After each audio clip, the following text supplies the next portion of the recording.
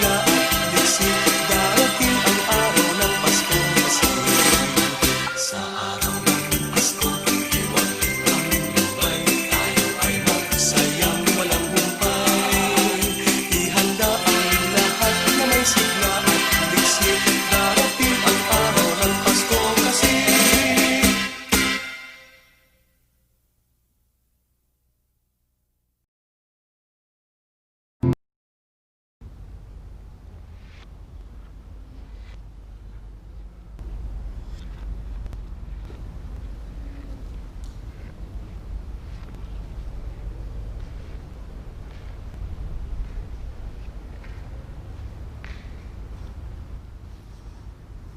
Inanyayaan kayo na sa pakikisa sa misang ito, ang huling linggo bago magpasko, sikapin natin tayo nararapat na handa, lalo na sa pagdating natin, Panginoon, sa ating buhay. Simulan natin ang misa sa ngalan ng Ama, ng Anak, at ng Espiritu Santo. Amen. Ang biyaya natin, Panginoon Jesucristo, ang pag-ibig ng Diyos at ang liwanag ng Espiritu Santo ay sumainyong lahat. Ang sumainyo. Minamahal ko mga kapatid sa pananampalataya, si Maria ay kabahagi ng ating kaligtasan. At kung kayo man ay nagkulang ng panalangin, pagnanobena at pagtitiwala sa Kanya, humingi tayo ng kapatawaran sa ating Panginoon. Ako'y nagkukumpisal sa Diyos na makapangyarihan at sa inyo mga kapatid, sapagkat lupa akong nagkasala sa isip, sa wika at sa gawa, at sa aking pagkukulang, dahil sa aking sala, sa aking pinakamalaking sala. Kaya sinasabi ko kay Santa Maria laging Birhen, sa lahat ng anghel at mga santo, at sa inyo mga kapatid, na ako'y panalangin sa ating Panginoong Diyos. Kawan tayo na makapangyarihang Diyos, patawarin tayo sa ating mga kasalanan, at patnubayan tayo sa buhay na walang hanggan. Amen. Panginoon, maawa ka. Panginoon, maawa ka. Kristo, maawa ka. Kristo, maawa ka. Panginoon, maawa ka. Panginoon, maawa ka.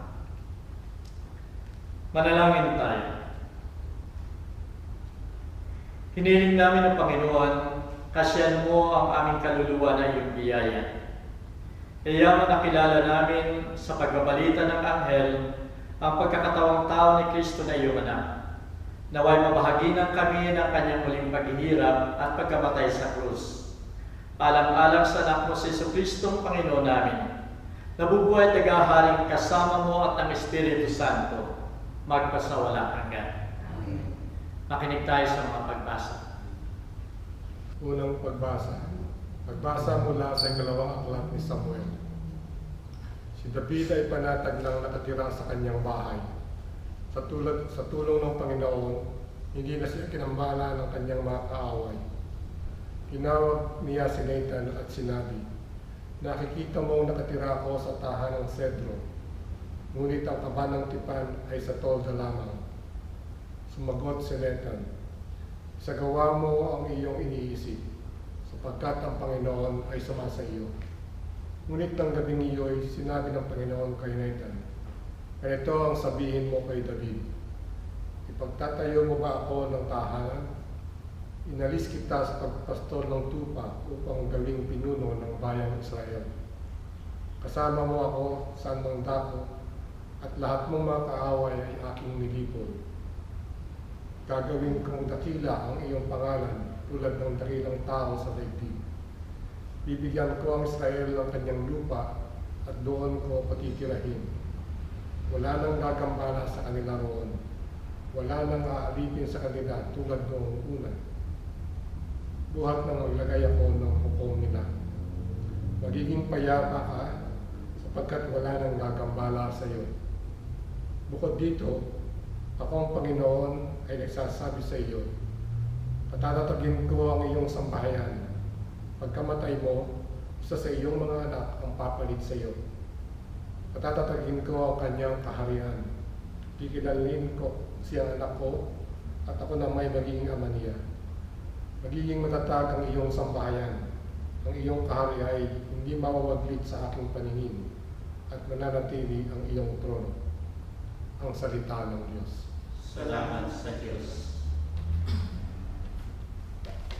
Salmo Responsorio, pag-ibig mong walang maliw ay lagi kong sasambitin. Pag-ibig mong walang maliw ay lagi kong sasabitin.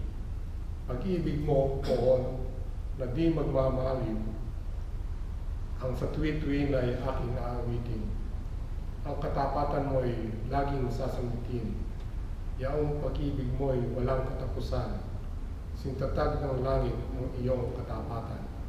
Pag-ibig mong walang maliw ay lagi kong sasabihin. Sabi mo, poon, ako ay may tipan na iyong ginawa kay David mong hirap. Ay ito ang iyong pangakong iniwan. Isa sa lahi mo'y laging magkahari.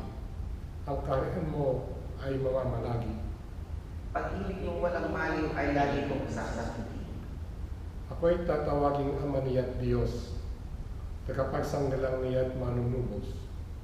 Ang aking pangako sa Kanya'y iiraw at mananatili sa Kanya ang tipan. Pag-ibig mong walang maliw ay lagi kong sasabihin. Pagbasa mula sa sulat ni Apostol San Pablo sa mga taga-Roma.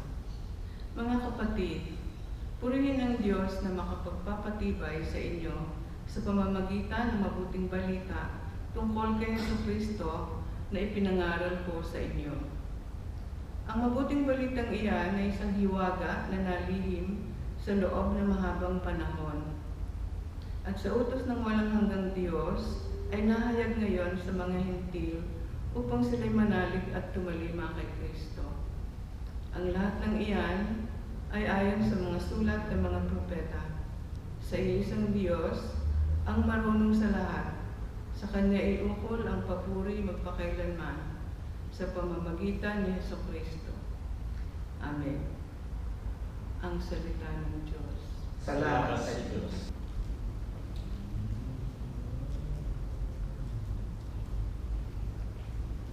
Alleluia, Alleluia. Narito ang lingkod ng Panginoon. Maganap nawa sa akin ang iyong sinabi. Alleluia.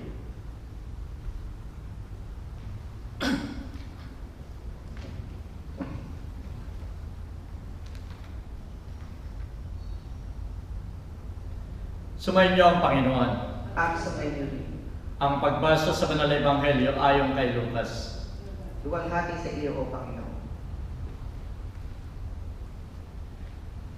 Nang panahon yun, ang anghel na si Gabriel ay inutusan ng Diyos sa isang bayan ng Galilea na tinatawag na Nazaret.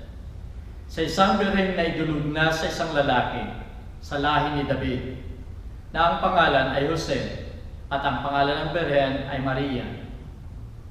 Pagpasok niya sa kinaroroonan ng babae, ay sinabi niya, Aba, puspos ka ng biyaya, ang Panginoon ay sumasa iyo.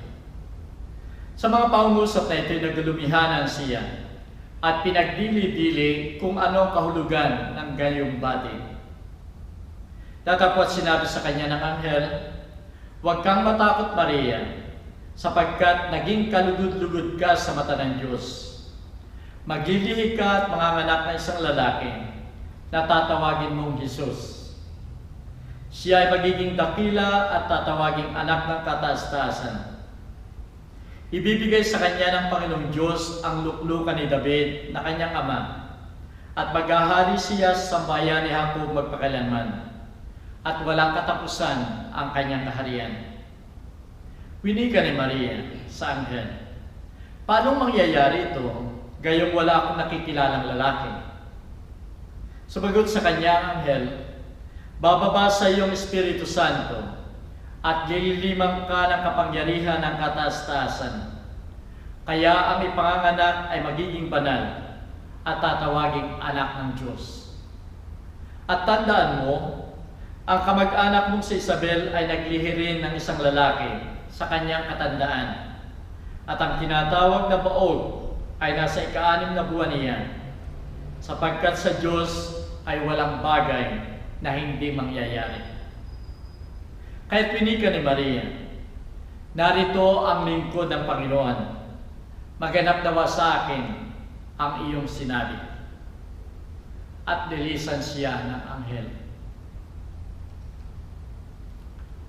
Ang salita ng Diyos. purihin ka, O Kristo.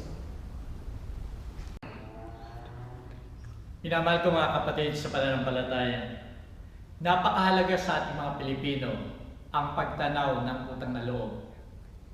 Dito nakikita ang pag-uugali ng isang tao. Dito nakikita kung sino tayo sa pagtanaw ng utang na loob. Ang ibig sabihin, may mga tao na nakagawa ng kabutihan.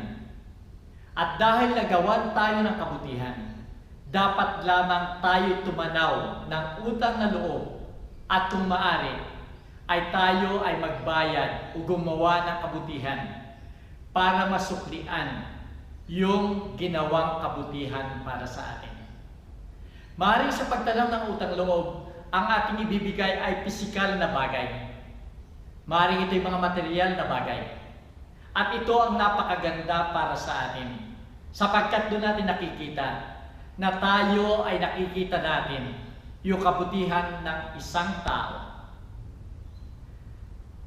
Napakaganda, subalit kung minsan ito ay nagmamalabis sapagkat yung mga taong gumawa ng kabutihan ay naghahangad ng higit o kaya ay ang sukli ay kasamaan. Kung ang kabutihan inihingi ng mga taong nakagawa ng kabutihan ay tungo sa kasamaan, ito ay hindi maganda na pagtanaw ng utang na loob. Minamahal ko mga kapatid, sa banal na ebanghelyo ngayon, ay tayo ay dapat lamang tumanaw ng utang na loob sa kay Maria, ang ating mahal na ina. Sa kanyang pagsagot sa banal na ebanghelyo ngayon, sa pagbati ng anghel, ako ang lingkod ng Panginoon. Maganap nawa sa akin ang iyong sinabi. Ito'y napakalaking biyaya para sa lahat sa atin. Kung pagbabalikan natin ang Old Testament, makikita natin doon na simula pa lamang ay nagkaroon na ng pagkakasala ang mga tao.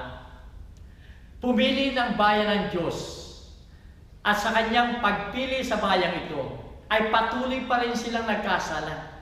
Gumawa siya ng covenant, gumawa silang tipan sa mga tao ito, sa bayang ito.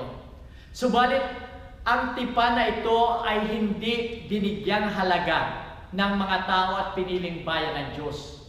Patuloy silang nagkakasala, patuloy silang nagtataksil sa ating Panginoon. Sa kabila ng lahat ng ito, ay naroon pa rin ang biyaya ng ating Panginoon. Naroon pa rin ang pangako na pagpapadala siya ng isang Mesiyas. Isang Mesiyas na magliligtas sa mga tao sa kanilang mga kasalanan.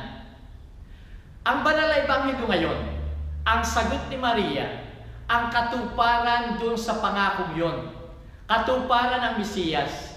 Sapagkat ang sinabi niya, maganap sa akin ang iyong sinabi, doon nagsimula ang buhay ng Mesiyas sa sinapupunan ng ating mahal na ina.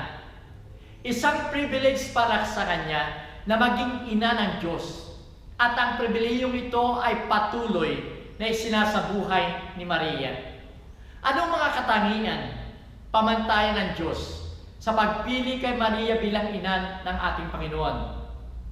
Unang-una ay napakaliwanag doon sa pagbati ng anghel at pagsabi sa kanya, Maria, puspos ka ng biyaya. Ang Panginoon ay sumasa iyo. Ang lahat ng ito ay ginawa ni Maria at tinanggap ni Maria. Sinunod niya ang lahat ng kautusan at sinabi ng anghel na pinasasabi ng Diyos sa kanya. At ito ang mga katangian ng isang ina ng Diyos. Sa paghahanda natin sa pagdiriwang ng Pasko, napakaganda na ito isang panahon para sa atin. Napakagandang panahon at very timely para sa atin. Na tignan at pag-isipan yung ginawa ni Maria, ginawang kabutihan at biyaya para sa atin. At ang privilege na ito, sa panahong ito, ay iniaalay, ini-offer ni Maria sa atin. Na kung paanong ang Diyos ay sumasa Kanya, ini-offer din sa atin na sana ang Diyos ay sumaatin din. Yun nga lamang, dapat magkaroon tayo ng mga katangian katulad ni Maria. Sa pagsimula ng pastoral ministry ng ating Panginoon, sinabi ni Maria doon sa mga tao, sundin ninyo ang lahat ng sasabihin niya sa inyo. At dito gumawa ang ating Panginoon ng kanyang unang himala. Ganon din ang bawat isa sa atin. Kung tayo ay tatanaw ng utang na loob kay Maria, dapat nating sundin yung kanyang sinabi, sundin ninyo ang lahat ng sasabihin ng Diyos o ni Jesus sa atin. At doon tayo mapupuspos ng biyaya. Doon ang Panginoon ay sa atin. At doon tayo magkakaroon ng tunay na biyaya na nanggagaling sa Diyos. Minamahal ko mga kapatid, kung ang Diyos ay sumasa atin, ito ang tunay na paghahari ng Diyos sa ating buhay. At kung siya ay sumasa atin, dapat lamang makita si Jesus sa ating buhay. At pagkatapos, ibahagi natin ang ating Panginoon sa ating kapwa. Ibahagi natin siya sa ating pamilya, sa ating community, sa ating simbahan. At doon natin makikita at madarama ang tunay na diwa ng Pasko. Ang tunay na paghahari ni Jesus sa atin. Ang tunay na diwa ng kaligtasan. Naruroon na kung saan ang pagmamahal, pangunawa, pagtanggap sa lahat, at pagpapatawad sa lahat ay ating madarama. Ito ang tunay na paghahari ng Diyos sa ating buhay.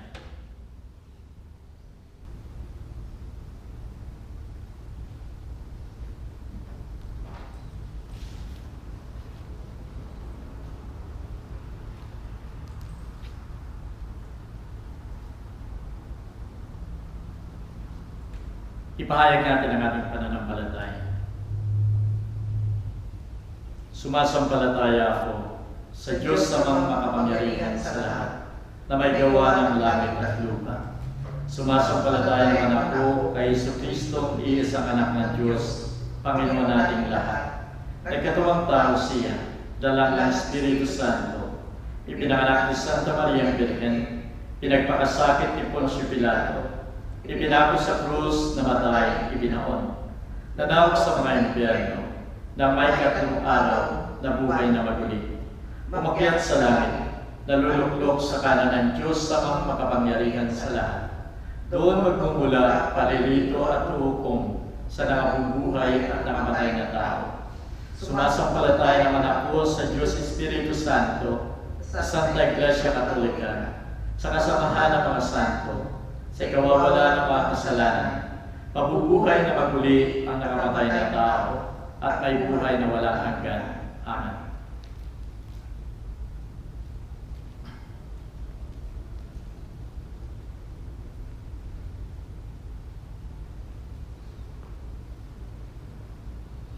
Panalangin ng bayan. Habang tayo masigasig na naghihintay sa pagdating ng manunubos, buksan natin ang ating mga puso at ipaabot sa Kanya ang pangangailangan natin. Sagutin natin ang bawat panalangin. Panginoon ng biyaya, dinggin mo kami. Panginoon ng biyaya, dinggin mo kami. Katulad ng Birheng Maria, nawa ang sambayanan ng Diyos ay maging handa sa pagtanggap kay Kristo ngayong Pasko. Manalangin tayo. Panginoon ng biyaya, dinggin mo kami. Patuloy nawang mamagitan ng Birhen Maria para dumaloy ang pagbibigay ng biyaya at pagpapatawad ng Diyos habang naghahanda kami para sa pagdating ng manunubos. Manalangin tayo. Panginoon ng biyaya, dinggin mo kami. Para sa mga dukha at nagigipit, ang mga nag-iisa at napapabayaan sa panahong ito ng pandemya, maramdaman nawa nila ang pagkalinga ng Panginoon sa tulong ng mga taong nagmamalasakit. Manalangin tayo. Panginoon ng biyaya, dinggin mo kami. Nawa ang bawat pamilyang Pilipino ay magsikap makilahok sa gawain sa parokya, sa pagtanggap ng sakramento, lalo na sa banal na Eukaristya at kumpisal. Manalangin tayo. Panginoon ng biyaya, dinggin mo kami. Ang mga nagtalaga ng sarili sa Diyos sa buhay religyoso ay hindi naman magsawa sa pagpapahayag ng paghahari ng Diyos sa lahat ng may ligaya at sigla. Manalangin tayo. Panginoon ng biyaya, dinggin mo kami. Patuluyan nawa ng Panginoon ang lahat ng mga pumanaw, lalo na nang dahil sa COVID-19, sa kaluwalhatian ng paraiso. Manalangin tayo. Panginoon ng biyaya, dinggin mo kami. Ipanalangin din natin ang ating pansariling intensyon.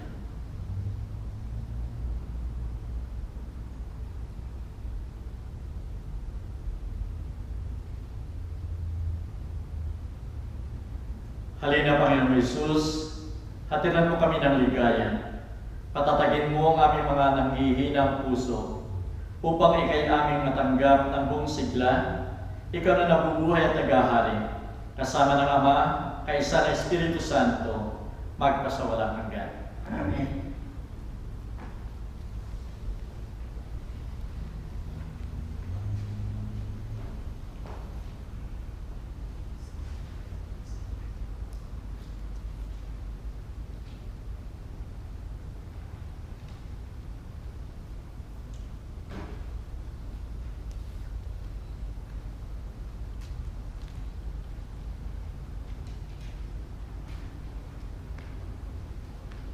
Purihin ka, Panginoon Diyos, ng lahat ng kinabal sapagkat siyang kabutihan ay tinanggap namin ang tinapay na inialay sa iyo, na galing sa lupa at pinagpaguran ng tao, upang maging tinapay na magdudulot sa amin ng buhay na walang hanggan. Purihin at ipagdangalin ang Diyos pagpakailanman.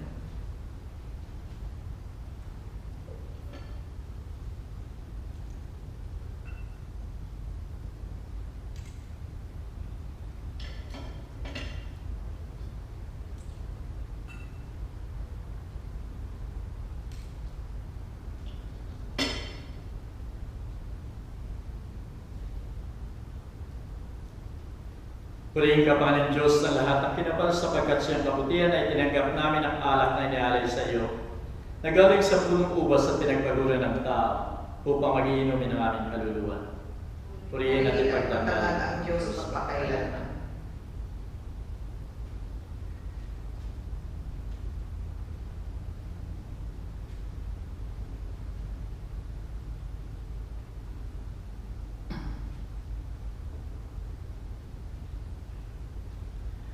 Manalangin kayo, mga kapatid, upang ito ating sakripisyo maging kalugod-lugod sa Diyos sa mga makapangyarihan.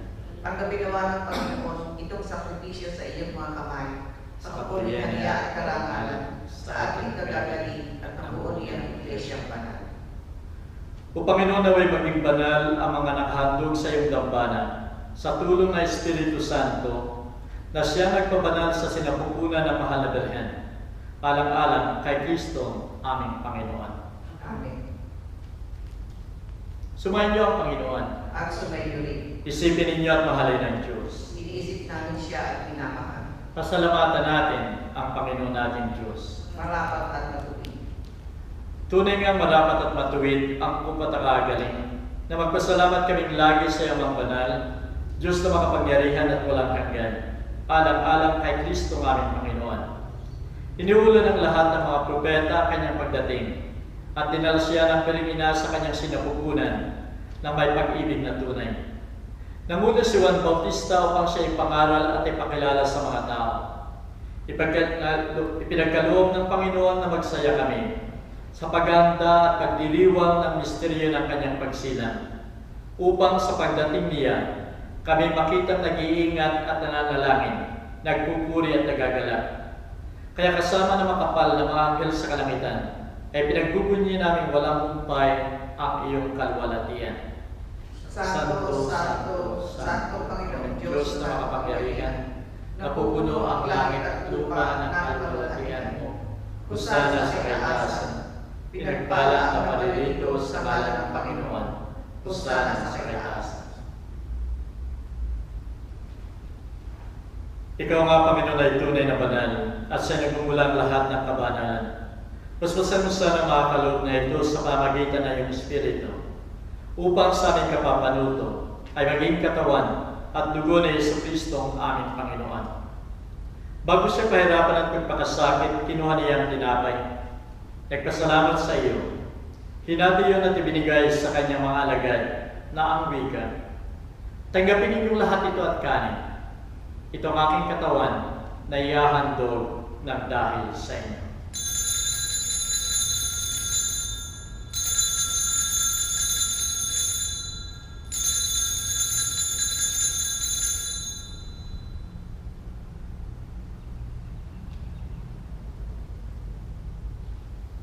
Gayun din naman pagkatapos ng hapunan, kinuha niya ang kalis. Muling nagpasalamat sa iyo at ibinigay yon sa kanyang mga alagad na ang wika. Tanggapin ninyong lahat ito at inumin. Ito ang kalis ng aking dugo. Dugo ng bago at walang hanggang tipan, na sa inyo sa lahat ay bubuhos sa kapagpapatawad ng mga kasalanan. Gawin ninyo ito bilang pag-alaala sa akin.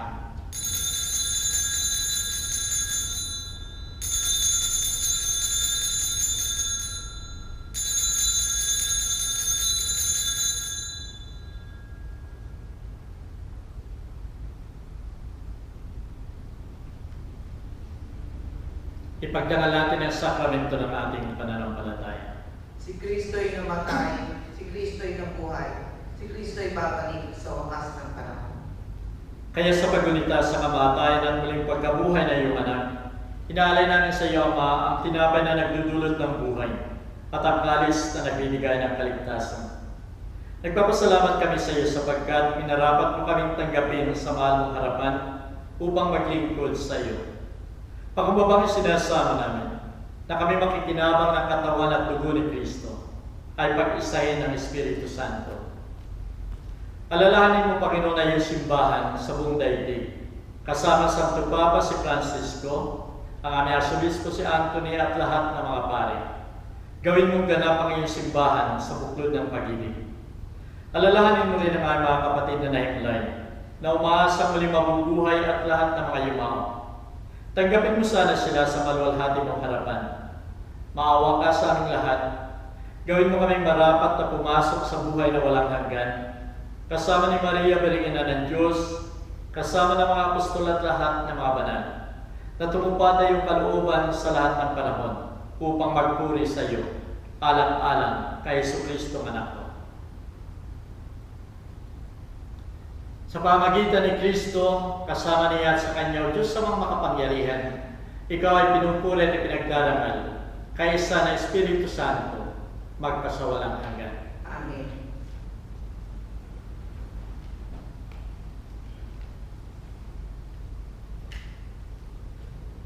Bilang mga anak ng Diyos, tayong lahat ay may karapatang manalangin sa Kanya. Ama namin, sumasalangit ka, sambahin ang ngalan mo, mapasa amin ang kaharian mo, sundin ang loob mo dito sa lupa para sa langit.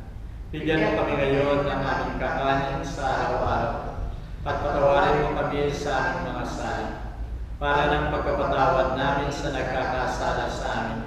At huwag mo kami paintulot sa tukso, at iadya mo kami sa lahat ng masama. Hiniling namin ang Panginoon ay ligtas mo kami sa lahat ng masama. Pagkalooban mo kami ng kapayapaan sa aming kapanahunan, upang sa tulong na iyong awa, ay lagi kayong maligtas sa kasalanan at malayo sa lahat ng ligali. Samantalang iniintay namin ang masayang pagbabalik ni Jesucristo aming manunubos. Sapagkat sa iyo nagmumula ang kaharian, ang kapangyarihan at kalwalhatian, magpasawalang hanggan.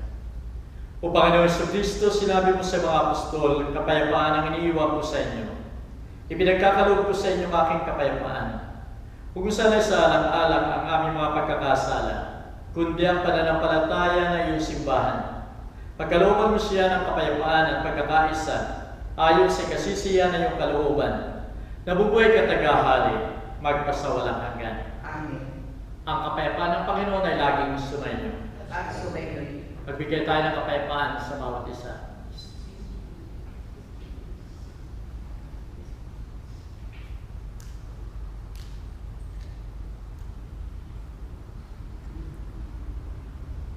Kordero ng Diyos, na nag-aalis ng mga kasalanan sa libutan, maawa sa amin. Kordero ng Diyos, na nag-aalis ng mga kasalanan sa libutan, maawa ka sa amin. Kordero ng Diyos na nag-aalis ng mga kasalanan sa lipunan, ipagkaloob mo sa amin ang kapayapaan.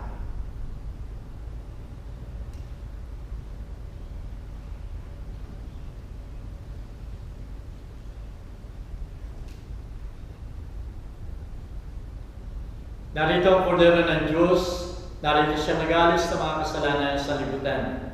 Mapapalan tayong tatanggap sa kanyang piging.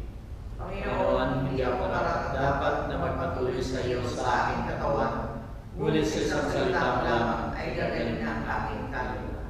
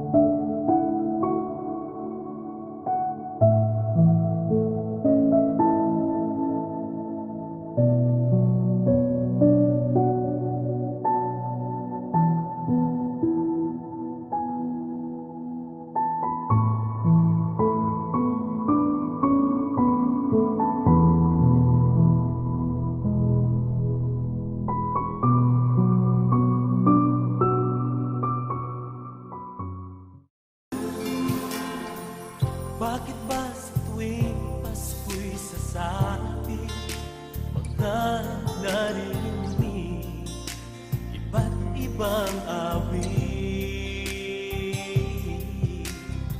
May mga pamaskong awitin nagsasabing Pasko'y ipagdiwang natin.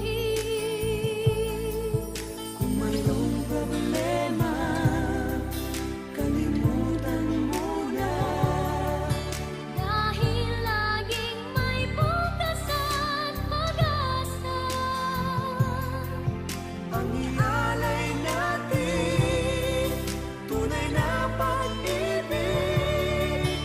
Nang ito ang siyang maghari sa daigdig.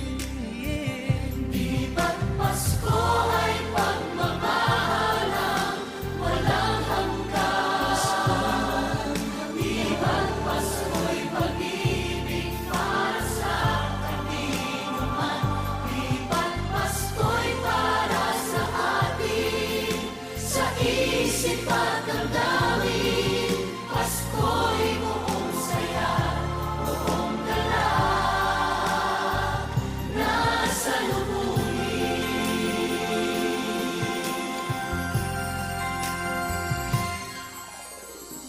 Bakit ba pag ang Pasko'y sumapit, mga tampuhan ay agad nawawagli? Para bang katulad ng sang-awit, ang titik at himig, puno ng pag-ibig. Kung mayroong problema, kalimutan mo na. Dahil laging may bukas at pag-asa. Ang ialay natin, tunay na pag-ibig. Nang ito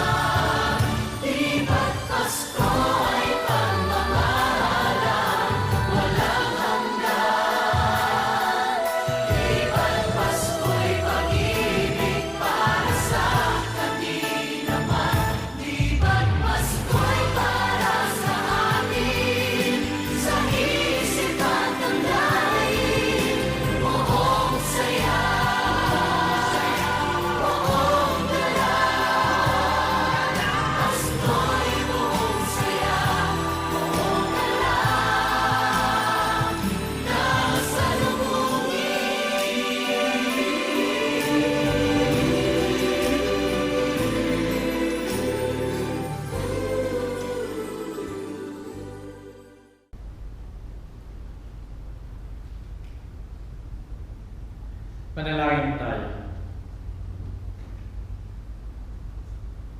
Tinanggap namin, O Diyos na makapangyarihan, ang sagisag ng aming kaligtasan walang hanggan.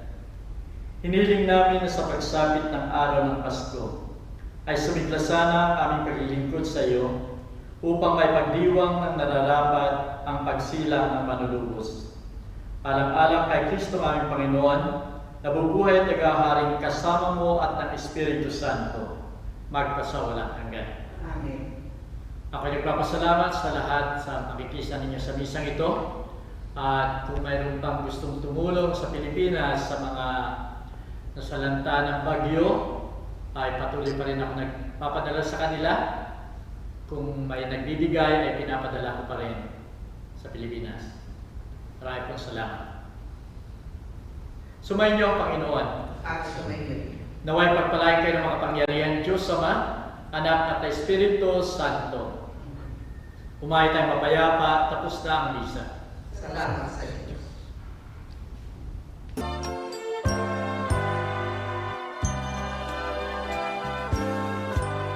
Malamig ang simoy ng hangin, kay saya ng bawat damdamin. Ang tibok ng puso sa dibdib, para bang hulog na ng langit. Inig Pasko'y lagana, mayroong sigla ang lahat. Wala ang kalungkutan, lubos ang kasayahan. Ibig ng Pasko'y umiiral sa loob ng bawat tahanan. Masaya ang mga tanawin, may awit ang simoy ng hangin. Himig Pasko'y lagana, mayroong sigla ang lahat. Wala ang kalungkutan, lubos ang kasayahan. Himig ng Pasko'y umiiral sa loob ng bawat tahanan. Masaya ang mga